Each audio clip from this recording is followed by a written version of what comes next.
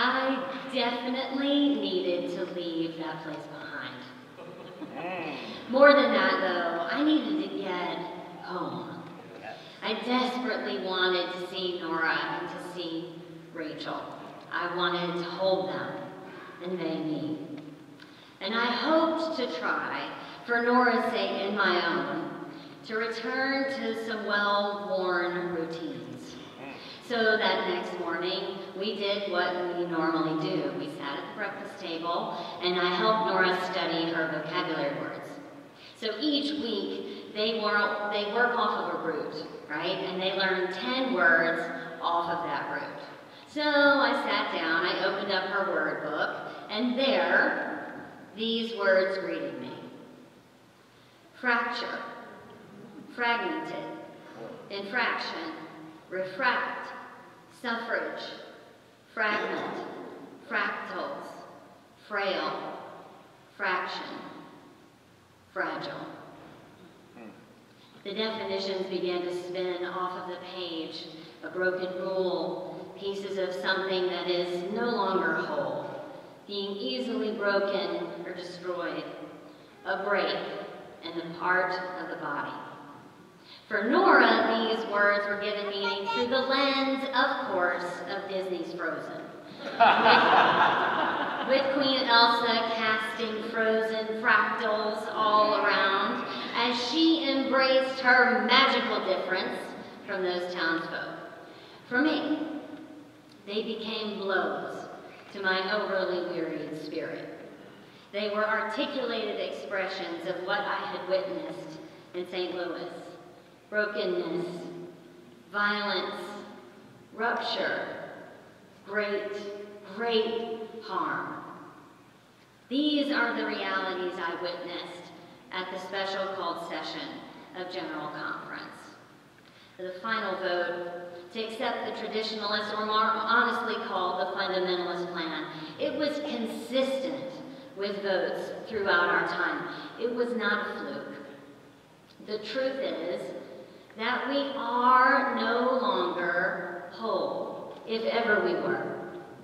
When that final vote came and the dome erupted in protest and anguish, that truth was further revealed. Chanting and singing, screaming and stomping, clapping rang the air. And the delegates on the floor gathered in the center to stop the proceedings, to mark the death of one thing, and hopefully the determination to birth something entirely different. Now, I found it impossible, as Jenna attested to, like many, to remain in my seat in the galley, off to the side of the body that was making decisions about me, for my church. So I, along with others, ran.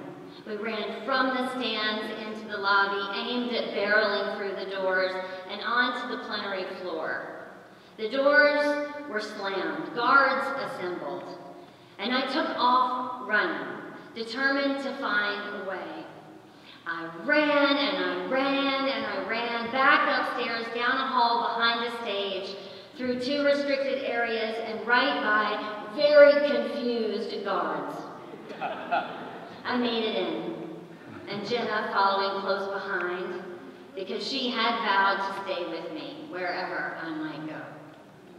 And by the time that we got there, all the others had been shut out, and this delegation demonstration was quelled. I was completely befuddled. I was stunned. Everybody was back in their seats. Voting machines were in people's hands, and the presiding bishop was guiding people to the next point of business. What fresh new hell was this? I asked myself. How could they go on with business as if nothing had happened? Hundreds of people were banging on the walls and the partitions. Open the doors! Stop the harm! It echoed through the rafters. You couldn't not hear it. But inside, the conference went on like nothing had happened.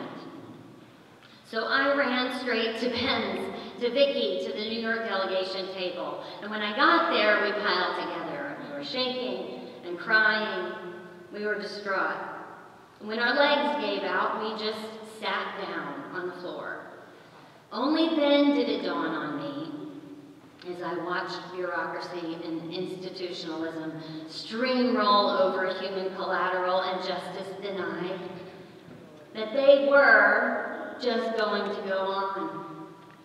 How could this be? A stage full of bishops, 900 voting delegates, moving on like this spiritual rupture had not occurred. And at that point, when the United Methodist denomination chose its path forward, the church, hundreds of observers, the church was locked outside the doors. And I was told in that moment by Benz and Vicki that when this protest had erupted, the live stream broadcast had been cut. The second the protest started. So here the UMC had literally cut itself off from the rest of the world. The very world that it is supposed to serve, to engage with, and to witness good news to. So I ask you, what use is a denomination that shuts out the church and cuts itself off from the world? To what do I testify on this day? I testify to the death of the United Methodist denomination as we have known it. I testify also to its slow death, as time and time again, the institution prioritizes unity over justice. And if you question this, ask our members of color who still await racial justice in our connection. If you question this, ask women if they have been accepted, valued, and promoted as equals among men.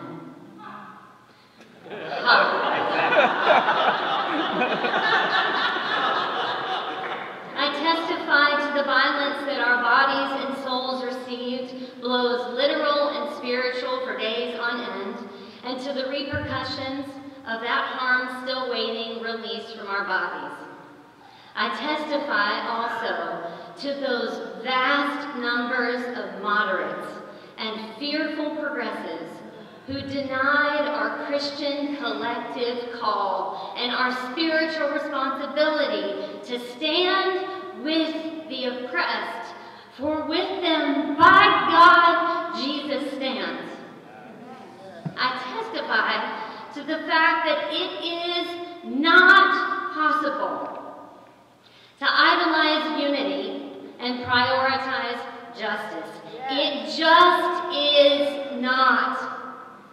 I testify also to the church, the real church, who in spite of the chaos and the calculation and this calamity, did show up at General Conference, because it did. The church showed up, my friends. And in spite of its best efforts to shut it out, so did the Holy Spirit. It came out in force, in songs sung from strained throats and very weary vocal cords, in signs and buttons and banners and rainbows and hugs, in hands clutched and held when comfort became paramount, in tears of grief for what is decidedly lost, and in tears of hope for what God is birthing right now. In hard and necessary conversations between people of color and my queer siblings who are determined to work and stand together for our mutual flourishing. It came out in grief, in rage, in unsanctioned worship that sprang up from a need too deep to be quashed. The Holy Spirit showed up, and these very people, and from this very church, I testify today to the church being alive and well. No matter what they say, and no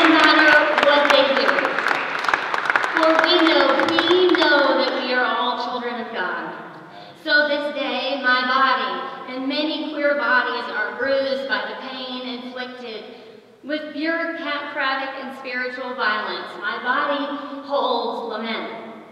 But this day, my heart beats on with liberation. We are free, and we are freed from a system that will always choose itself. And we are free, finally, to follow Jesus, to forge justice, and to be creative.